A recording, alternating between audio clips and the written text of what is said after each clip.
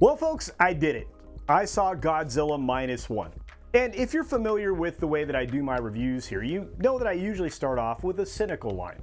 I saw a movie so you don't have to. That's usually what I say, but this time, we're gonna have to amend it. Here we go. First off, let's start with this, a quick reminder to let you know that I'm on my path to 15K subs, and I would love to get there by the end of the year. And many people would want me to get there since, well, if I get there before January 1st, I'm going to do something that's absolutely going to embarrass myself. And apparently a lot of people want to see this.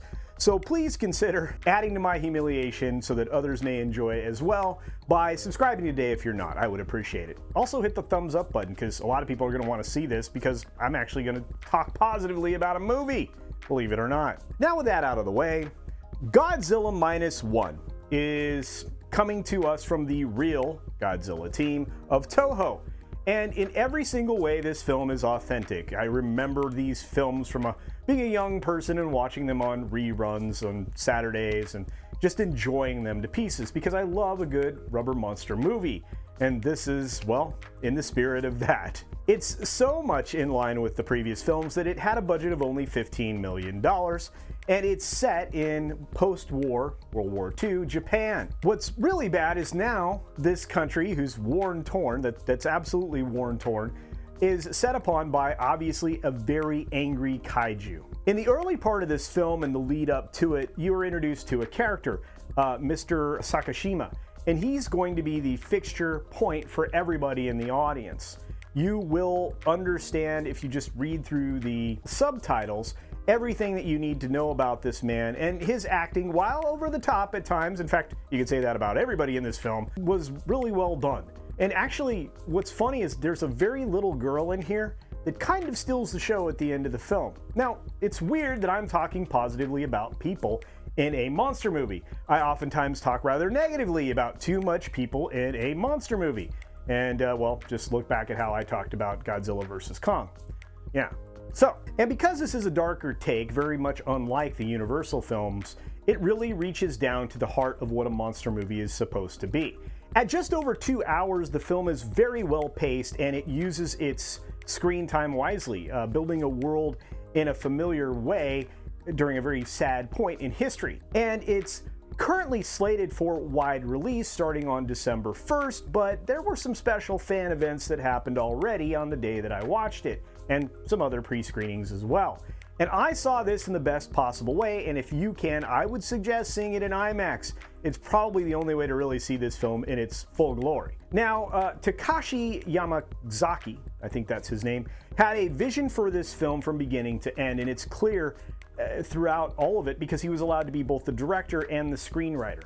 And it had, as I said, a very modestly projected budget, and it also is projected to have a very modest box office, which I think it's absolutely going to blow out of the water. I would say that because of word of mouth, this film is going to do banger business. It's going to be incredible. And it's also in a very limited number of theaters, so plan on getting there, getting your tickets early, because these shows could be packed. And the IMAX I was in tonight was really full, almost completely full. It was surprising how many people turned out for this film. I'm going to tell you, right at the beginning of the movie, when it got started, people were already clapping, hooting, and hollering. So with that, I'm just going to project the box office well beyond what they're thinking, because I think that this film is going to come in at least $10 million more in a domestic market like the United States. I think $18 million for the opening weekend is quite possible, especially if it's got a bunch of IMAX screens. Now, to stick with my traditional spoiler-free type of presentation for these kinds of recorded reviews, I'll just rough out the plot for you. Again, Mr. Sakashima, I believe, I don't probably mispronouncing his name, but he's the focal character, and there are a series of events that happen in his life that kind of coincide with the appearance of Godzilla and ultimately his confrontation with Godzilla, which you wouldn't expect. The other main characters in the film are very important, and you'll probably recognize one or two of the actors because I think some of you are quite partial to them and their performances. Now, if you do want to hear a spoiler-based review, you can definitely go check out the live stream that I intend to do about this film, so keep your eyes open. And because Godzilla Minus One starts when it starts, right after the war with Japan, you kind of get to see the progression of recovery for Japan, which is interesting. You also get to see the character recovery with that. And then you start to hear the rumors that happen around monsters showing up and doing very bad things to ships and other stuff. And it's all very odd, and there are some telltale signs about when Godzilla is going to show up. This follows a lot of lore that a lot of people might be familiar with, but Godzilla Minus One takes its time telling a great story, but not in a slow way. Lots of events transpire along the way. There will be heartache and loss. There is a lot of emotion in this film, at times probably too much, but it is just a classic monster movie. Again, the audience laughed when they needed to. The audience was reacting with this film as they should, you know, just kind of like little, like sudden breaths from the audience, like a little chuckle here and there when it was appropriate. Some of the stuff so over the top that you're gonna laugh out loud, which may be part of what is expected for something like this. You know, from experience, I went with somebody, and of course there's a huge group of people there, and they had similar reactions to mine. In fact, comparing notes on the way back from the theater was remarkably similar as well, including the rating. I will say this, you will be surprised. Now, of course, I try to go into films with very few expectations in mind and be as dispassionate as possible, because I feel like that's the only way you can fairly evaluate a film. You have to judge it on all of its merits, or lack thereof. And in this case, this film has a lot to love. And it's weird to hear myself say that, especially about the fact that when we get to the end of the film, the entire theater bursts into applause. And if you haven't heard several hundred people explode into applause at the end of a film at an IMAX theater, well, you're going to experience it now. Anybody going to see this is going to enjoy themselves. Now, is it a perfect movie? No, but it's crazy fun. It's stupid fun at times, and it also has a lot of heart, and there's a lot of emotion in it. You will run the gamut if you actually, well, allow yourself to. And again, it's hard. You want to guard yourself from enjoying something, but don't, because you very well might enjoy this film. I think you will. And after all, at the end of the day, it's all about enjoying something. So let's get around to my rating, because that's probably why you're here.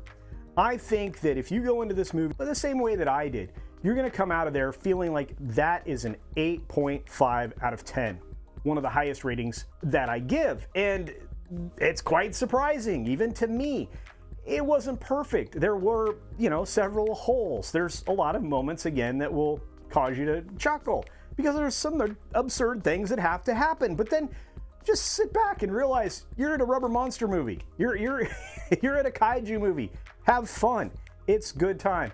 Let's see, what else can I say? Well, if I'm going to go with my 5-star rating, which is kind of important, a lot of you like that, it's going to be at about 4.25. Put me right in the same ballpark at about an 8.5. And look, there are many reasons for that, but this is one of those you will clap, you might shed a tear, believe it or not. There's a lot of overacting at the end, and there's a lot of stuff that's done practically. In fact, I would say the sheer volume of practical effects makes you appreciate movies again. And it was done in a way where I know there's simulated film grain on this, because I know it was shot with those special IMAX cameras. But at the same time, I really can't say anything terribly negative about it. Now, there are some moments where some things could have been done better. There were moments where the overacting was distracting. But overall, entertainment-wise, there might not be a movie I enjoyed more this entire year. And that's saying a lot, because I've enjoyed several movies this year. But it's still not the highest score, so take that with you. Anyway, let me know what you think. Are you going to go see Godzilla? Are you interested in this movie? And after you've seen it, leave some comments down below and tell me what you thought, and whether or not I'm off base or not. Anyway, be sure to take care of yourself, take care of others, and until next time, see ya!